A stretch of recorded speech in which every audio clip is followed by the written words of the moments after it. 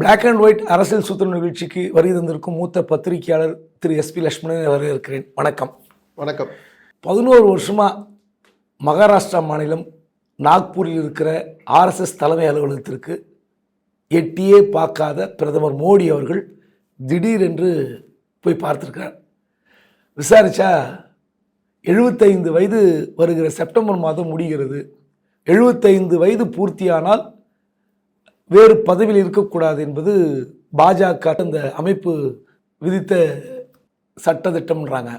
ஒருவேளை ஆர்எஸ்எஸ் பாஜக நெருக்கடி கொடுக்கும், அதற்கு முன்பாக போய் நாக்பூரில் போய் சரணடைந்து விட்டார் என்று ஒரு செய்தி பரவலாக இருக்குது. உண்மையிலே அப்படிப்பட்ட பயப்படுறாங்களா அவர்? 75 வயதை கடந்தவர்களுக்கு ஆட்சி அதிகாரத்தில் பொறுப்பு கொடுக்க வேண்டான்னு சட்டத்திட்டங்கள்லாம் ஒன்றும் இல்லை.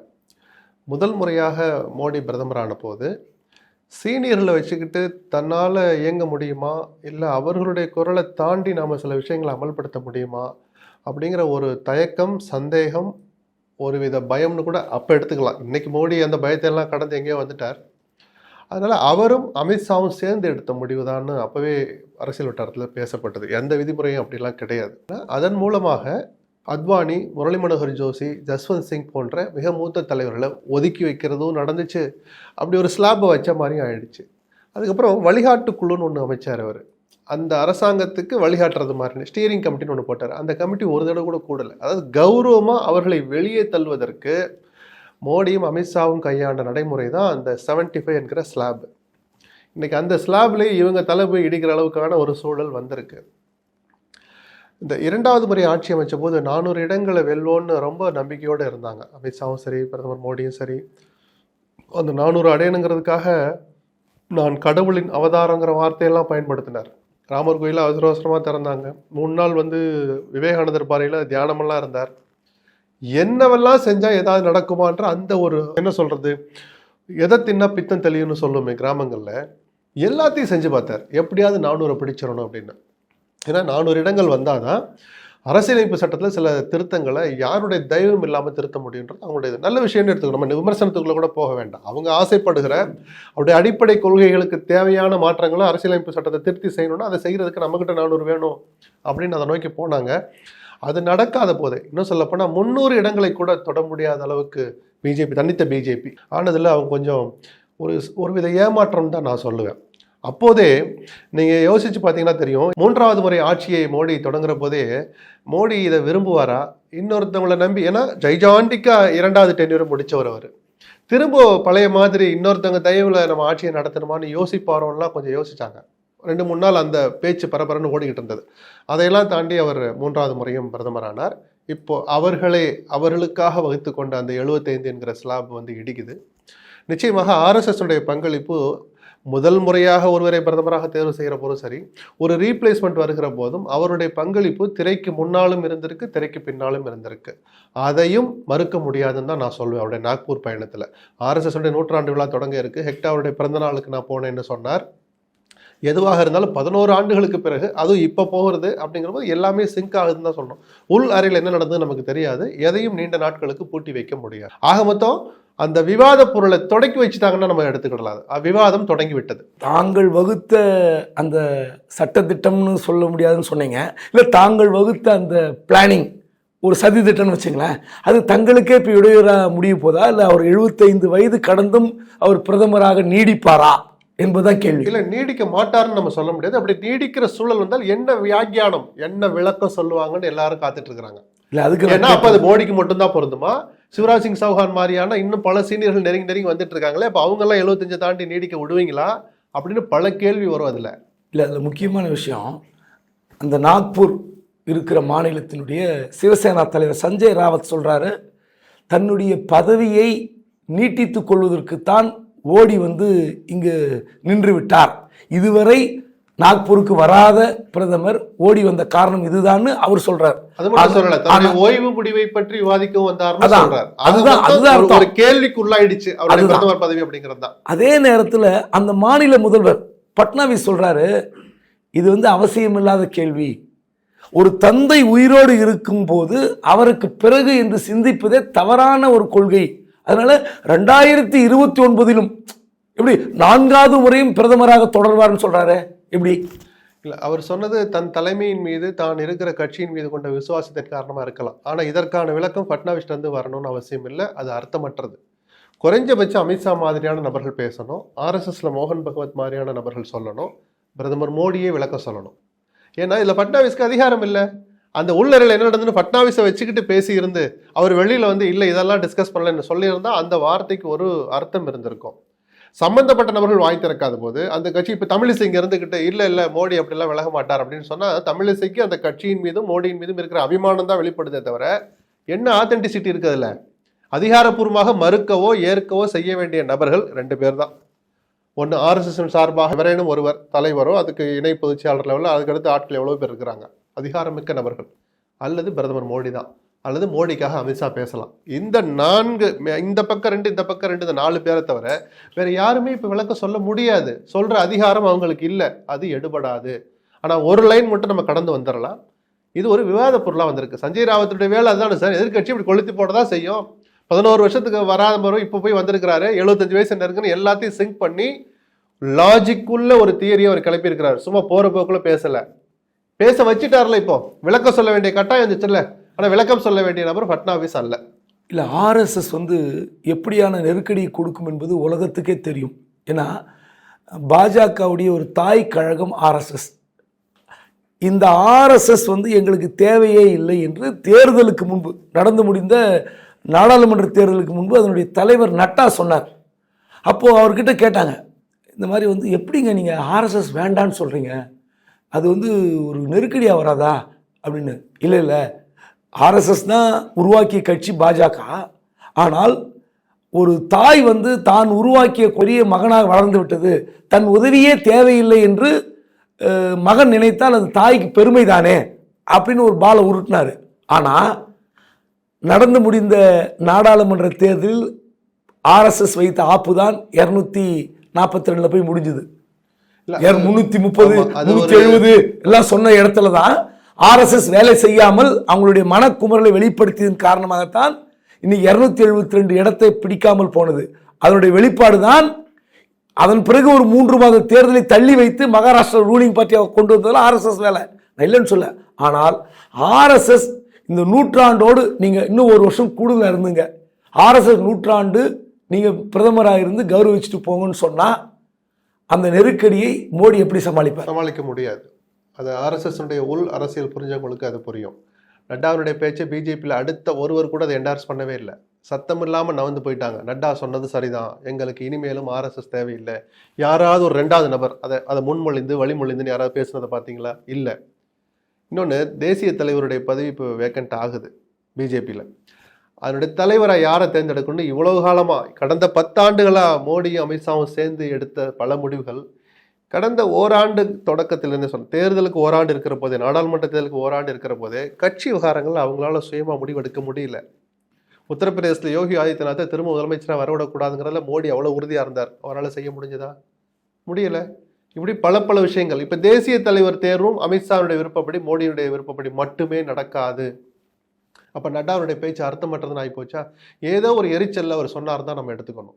அப்படி அந்த கருத்துக்கு ஆதரவு இருக்குது, அதுதான் நிஜம்னா ஓடோடி வந்து இன்னும் 10 பேர் கருத்து சொல்லியிருப்பாங்க. யாராவது 2வது நபர் பேரை சொல்லுங்கள். யாருமே அதை என்டார்ஸ் பண்ண மாட்டாங்க.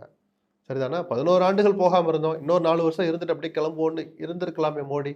ஏன் ஓடி போகிறார்? ஏன்னா தன் பதவிக்கு ஒரு நெருக்கடி வரலாம், அல்லது வராமல் இருக்கணும்னா நாமே சில விளக்கங்களை சொல்லலாம். இப்போ போய் காலை பிடிச்சாரு கையை பிடிச்சாரு நம்ம ரொம்ப கொச்சையாக விமர்சிக்க தேவையில்லை. இதை பற்றின ஒரு விவாதத்துக்கு ஒரு முற்றுப்புள்ளி வைக்க போயிருக்கலாம், இல்லை தன் சார்பாக சில விளக்கங்களை சொல்ல போயிருக்கலாம். அப்படிதான் நம்ம எடுத்துட்டு கடந்து வந்துடணும். மீதியெல்லாம் நடக்க தான் நம்ம பேச முடியும். யூகங்கள் ஒரு எல்லை தாண்டி பண்ணக்கூடாது. ஆர்எஸ்எஸ் கை ஓங்கி இருக்கிறதுன்றது எல்லாருக்கும் தெரியுது. நீங்கள் சொன்ன பதிலிருந்து தமிழ்நாடு பாஜக தலைவர் யார் என்ற விவாதம் மீடியாவில் ஓடின்னு இருக்கு. அண்ணாமலை டெல்லி சென்று வந்த பிறகு புதிய தலைவர் நயனார் நாகேந்திரன் சொல்லி ஃப்ளாஷ் நியூஸு. உண்மையிலே தமிழ்நாட்டில் அடுத்த தலைவரை நயனாராக இருப்பாரா இல்லை அண்ணாமலை தொடர்வாரா நமக்கு தெரியாது. ஏன் அண்ணாமலை நீக்கணும்? அண்ணாமலையால் தான் 3-4% இருந்த வாக்கு சதவீதம் 11% மேலாக உயர்ந்திருக்கிறது. அப்படி இருக்கும்போது இந்த அடுத்த 3 ஆண்டுக்கு அவரே இருந்தால் நன்றாக இருக்கும்னு தொடர்ந்து சோஷியல் மீடியாவில் எழுதிட்டு இருக்காங்க. இன்னும் சொல்ல போனால் அகில இந்திய தலைவராக அண்ணாமலை நியமித்தால் கட்சி இன்னும் வளர்ச்சி பெறும் அளவுக்கு எழுதிட்டு இருக்காங்க. இல்ல அந்த என்ன மாதிரி நடக்க போகுது? காமெடியான விஷயங்களை ரொம்ப சீரியஸா எடுத்துக்க வேண்டாம். அண்ணாமலைக்கு தகுதி இல்லைன்னா நான் சொல்ல, அதுக்கு அகில இந்திய தலைவராகிற தகுதியெல்லாம் இன்னும் அவர் வரல, இன்னும் எவ்வளவோ பக்குவப்படணும். நீங்க சொன்னதுல ஒரு திருத்தம், இந்த கட்சியினுடைய வாக்கு சதவீதம் 11% உயரல, 11.4% பிஜேபி அங்கம் வகிக்கிற தேசிய ஜனநாயக கூட்டணி வாங்கின ஓட்டுகள்.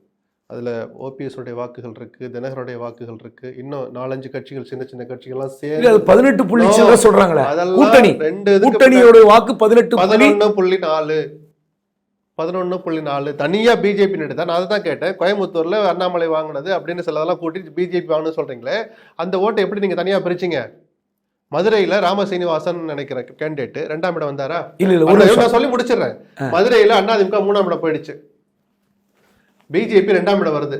அந்த ராம சீனிவாசன் வாங்கின வாக்குகள் யாருடைய ஓட்டு? இல்ல, ரொம்ப டெக்னிக்கலா பேச நோ வேண்டாம். டெக்னிக்கல் இல்ல, இதுலதான் எல்லாருமே தப்பு பண்றாங்க. ஒரு நிமிஷம் இருங்க, இதுல எல்லாருமே தப்பு பண்றீங்க.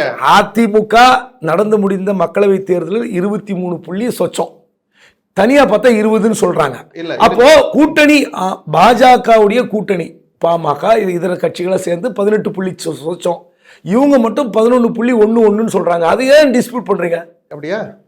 திமுக கூட்டணி எவ்வளவு ஓட்டு சதவீதம் வாங்கினது? ஒரு 50ன்னு வச்சு போற பேச்சுக்கு 50% வாங்கியிருக்கு. அதில் திமுக போட்டியிட்ட தொகுதிகள் எனக்கு தெரிஞ்சு 20ஓ 22ஓன்னு எடுத்துக்கிறோம். அந்த 22ல் வாங்கின ஓட்டை மட்டும் தான் திமுக வாக்கு சதவீதம் ஒத்துப்பீங்களா? பதில் சொல்லுங்க சார். 22ஓ 22 ஒரு பெர்சன்டேஜா வரும். ஒரு நிமிஷம் இருங்க. அப்ப திமுக வாக்கு சதவீதம் 21% தானா? என்ன சார் அபத்தமா இருக்கு? அப்ப இருங்க, மீதி இருக்கிற 20 தொகுதியில திமுக காரணம் இல்லையா? திமுக வாக்கு வங்கியை நீங்கள் கூட்டணியில் போட்டியிடுகிற போது ஒரு கட்சியினுடைய வாக்கு இவ்வளவுதான்னு சொன்னா, உங்களுக்கும் சேர்த்து சொல்றேன், ஒட்டுமொத்த மக்களுக்கும் சொல்றேன், அந்த மோசடியை யாருமே நம்பக்கூடாது. அதை கணக்கு போடுற அரித்மெட்டிக், அதுக்கான ஃபார்முலா இன்னும் வரவே இல்லை. இல்ல, எப்படி பிரிப்பீங்க? இல்ல, அண்ணாமலையால் பாஜக வளர்ந்திருக்கிறதா இல்லையான்னா வளர்ந்திருக்குன்னு ஒத்துப்பீங்க. 100% ஒத்துக்குவேன். ஆனா இவ்வளவு பெர்சன்டேஜ் அவரு 3-11 ஆக்கிட்டார்னு சொல்றதெல்லாம் மோசடின்னு நான் சொல்லுவேன். மிக நிச்சயமா வளர்ந்திருக்கு. பல லட்சம் இளைஞர்கள் அண்ணாமலை பின்னாடி திரண்டு இருக்கிறாங்க. இது எல்லாத்தையும் நான் ஒத்துக்கிட்டே வருவேன். இந்த கணக்குன்னு எடுத்து வைக்கிற போது நேத்து ஒருத்தர் எழுதுறாரு, பிஜேபி 11.4% வாங்கிடுச்சு. ஏன்னா பிஜேபி போட்டியிட்ட தொகுதிகளுடைய வாக்குகளை பூரா கூட்டுறீங்க. அப்ப நான் கேட்கிறேன், டிடிவி தினகரன் அந்த கூட்டில் ஒரு 15 தொகுதி வாங்கியிருக்காரு, 15 தொகுதியில போட்டிடுறாரு. அந்த 15ல பிஜேபி காரனும் ஓட்டு போட்டிருப்பான். அந்த 15 தொகுதியிலையும் போட்டிட்டு அவர் 12% 10% ஓட்டு வாங்கினார்னா தினகரனுடைய வாக்கு சதவீதம் 10ன்னு நீங்க ஒத்துப்பீங்களா? பதில் சொல்லுங்க சார். அடிப்படையிலே தப்பு நடக்குது. அண்ணாமலை தொடரட்டும், அவருடைய வீரியத்தை பார்க்கட்டும், அவருடைய எழுச்சியை பேசட்டும், அதுக்குள்ள நம்ம வரவே இல்லை, கொஸ்டின் பண்ணவே இல்லை. இந்த தப்பான கணக்கு எதுக்காக திணிக்கிறீங்க? அப்ப திமுகவுக்கு 20% தான் வாக்கு சதவீதம் இருக்குன்னு ஒத்துக்கோங்க. இதே லாஜிக் தானே அங்கேயும். சரி, இப்ப என்னுடைய இன்னும் ஒரு விஷயத்துக்கு வரேன். திருமாவளவன் 2 தொகுதியில போட்டியிடாரு வச்சு, 2 தொகுதியில தான் போட்டிட்டார். அந்த 2ல வாங்கின சதவீதத்தை கூட்டி பார்த்து 1.5% வருதுன்னு வச்சு போற பேச்சுக்கு, விடுதலை சிறுத்தைகளுடைய வாக்கு சதவீதம் 1.5 தானா? பதில் சொல்லுங்க சார். இல்லையா, நீங்க தேர்தல் அங்கீகாரம் வாங்கிட்டாங்களே, அவங்க 6% அந்த 6 எப்படி கண்டுபிடிச்சிக்க? சீட்டுனாலதான் வாங்கினாங்க, வாக்கு பெர்சன்டேஜ்ல வாங்கல. இத்தனை எம்எல்ஏக்கள் 2 எம்பிக்கள் அங்கீகாரம் வாங்கினாங்க. நான் கேட்கறது, விடுதலை சிறுத்தைகள் 2 தொகுதியில போட்டு 2 தொகுதியினுடைய வாக்குகளை கூட்டி மொத்தத்தால இன்ட்டு மல்டிப்ளை பண்ணி போட்டு இந்த சதவீதம் போட்டீங்கன்னா 1.5% வருதுன்னா விடுதலை சிறுத்தைகளுடைய வாக்கு சதவீதம் 1.5% தான் ஒத்துப்பீங்களா? இல்ல சார், நீங்களே சொன்ன மாதிரி குறைஞ்சது 5% வச்சிருக்காங்க, குறைஞ்சது வச்சிருக்காங்க. இதேதான் பிஜேபி கூட்டணியில ஒருத்தங்க போட்டிட்டா எங்க சதவீதம் இவ்வளவுதான் யாருமே சொல்ல முடியாது. அதை விட்டுடுவோம் ஒரு பக்கம். அண்ணாமலை வந்த பிறகு கட்சி வளர்ந்தது, யாரும் மறுக்கல. அண்ணாமலைக்கு நெருக்கமானவர்களை கூட 5 நாள் முன்னாடி 6 நாள் முன்னாடி மீண்டும் தொடர்கிறார் அண்ணாமலை எக்ஸ்க்ளூசிவ் அப்படிலாம் போட்டாங்க. டெல்லி போயிட்டு வந்த உடனே டோன் மாறிடுச்சு. யாருமே இன்டர்பிரட் பண்ண அவசியம் இல்லை, அவராகவே போட்டு உடைக்கிறார். டெல்லி போயிட்டு வந்தேன், சந்திச்சேன், ஒரு தொண்டனாக இருக்கும் நான் தயாரா இருக்கிறேன் அப்படின்னா அதனுடைய அர்த்தம் புரியுதாண்ணா அப்படின்னு வேற கேட்கிறார். அதாவது நான் தலைவராக தொடர மாட்டேங்கிறத திருப்பியும் இன்சிஸ்ட் பண்ணி சொல்றாரு. 2 நடந்திருக்கலாம் அப்போ டெல்லி விசிட்ல. எடப்பாடியினுடைய சந்திப்பின் போது என்ன நடந்ததுங்கிறத உறுதிப்பட பேசுற முடியும், ஒரு விஷயம் தெளிவாயிடுச்சு, கூட்டணி உறுதியாயிடுச்சுங்கிறது மட்டும் தெரிஞ்சு போச்சு. அப்போ அதிமுக தொண்டர்களை சீண்டி பார்த்த அண்ணாமலை தொடர்ந்து தலைவர் பதவியில் நீடிக்கிற போது இந்த அணி அமைகிறதுல சில சிக்கல் இருக்குன்னு எடப்பாடி சொல்லியிருக்கலாம். ஏன்னா கடந்த நாடாளுமன்ற தேர்தலில் கூட்டணி முறிச்சுக்கிட்டு வர்றதுக்கு 4 நாள் முன்னாடி 4 பேர் அனுப்பி விட்டு இதே கருத்தா சொல்லிட்டு வந்தார். அவரை கண்டிச்சு வைங்கன்னு சொன்னார். ஒரு ஃபோன் கூட திருப்பி பதிலுக்கு பேசல எடப்பாடிக்கு பிஜேபியில இருந்து. அந்த கோபத்துல அவர் கூட்டணி விட்டு வெளியே வந்தார். இப்ப திருப்பி அதே சூழல் வருது, நீங்க முடிவெடுக்கிறார். அப்ப அமித்ஷா கூப்பிட்டு என்ன சொல்லிருக்கலாம், அல்லது மேலிடத்தின் சார்பாக யாரோ ஒருத்தர் கூப்பிட்டு இந்த மாதிரி ஃபீல் பண்றாங்க, கூட்டணிக்கு வந்துட்டாங்க, நீங்க கொஞ்சம் தள்ளி இருங்கன்னு சொல்லியிருக்கலாம். இல்லை நிஜமாகவே கட்சியுடைய நலன் தான் எனக்கு முக்கியம், அண்ணாமலை நேற்று சொல்லியிருக்கிறாரு ப்ரெஸ் மீட்டில், கட்சி நலன் தான் எனக்கு யார் மீதும் தனிப்பட்ட விரோதம் இல்லை அப்படின்னு கட்சி நலனுக்காக நானே விளைவிக்கிறேன்னு கூட இவர் சொல்லியிருக்கலாம். என் கொள்கையில் நான் உறுதியாக இருக்கிறேன்னு ஒரு வரியை வேற சேர்த்து சொல்கிறார். அந்த கொள்கையில் எதையெல்லாம் நம்ம யோசிக்க வேண்டியிருக்கு? திமுக எதிர்ப்பில் ஒரு உறுதியாக இருக்கிறார். அண்ணா திமுகவோட கூட்டணி அமைந்தால் நான் தலைவர் பதவியை ராஜினாமா செய்வேங்கிறது அவருடைய கொள்கை அல்லது அவருடைய லட்சியத்தில் ஒரு பாயிண்டாக தான் நம்ம எடுத்துக்க வேண்டியிருக்கு. அப்போ அதே கொள்கையில் உறுதியாக இருந்தாருன்னா அண்ணா எடப்பாடி தலைமையிலான அல்லது எடப்பாடியும் அங்கே வைக்கிற ஒரு அதிமுகவோட கூட்டணி வந்தால் அண்ணாமலை எப்படி அந்த மேடையை ஷேர் பண்ண போறார் தெரியாது நமக்கு. அப்படி மேலிடத் தலைவருடைய விருப்பத்தை மீறி இவங்க அரசியல் பண்ண முடியுமா அப்படின்னு பல கேள்விகள் இருக்கு.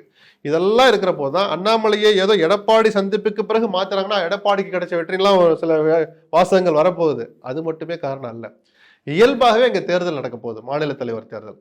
இதெல்லாம் டிஸ்கஷன்ல இருந்துகிட்டு இருந்துச்சு. தமிழிசையை கொண்டு வரலாமா, நயினாரை கொண்டு வரலாமா, அண்ணாமலையா இல்லை புதுசாக ஒருத்தரை புகுத்தலாமா, இதெல்லாம் டிஸ்கஷனில் இருக்கிற போது அண்ணாமலை போட்டு உடைச்சிருக்கிறார். எனக்கான வாய்ப்பு குறைவுங்கிறத மறைமுகமான வார்த்தைகளை போட்டிருக்கிறார். யார் வேணாலும் வரட்டும், ஒருத்தருக்கு ஒரு ஸ்டைல் இருக்குது. இதே அக்ரெசிவோட நயினார் இருப்பார்னு சொல்ல முடியாது, நயினார் மாதிரியே சாஃப்டாக தமிழிசை இருப்பாங்கன்னு சொல்ல முடியாது. பொன்னாருக்குன்னு ஒரு தனி ஸ்டைல் இருக்குது, ஒருத்தருக்கு ஒரு ஸ்டைல் இருக்குது. பட் இருக்கிற சூழலை புரிஞ்சுக்கிட்டு மேலிடம் சொல்கிற அசைன்மெண்ட் அமல்படுத்துகிற தலைவராக தான் இருந்தால் தான் அவங்களும் காலம் தள்ள முடியும். யார் வர்றான்னு பார்ப்போம். அரங்கத்திற்கு பல்வேறு கருத்துக்களை பகிர்ந்து கொண்ட உங்களுக்கு நன்றி. நன்றி.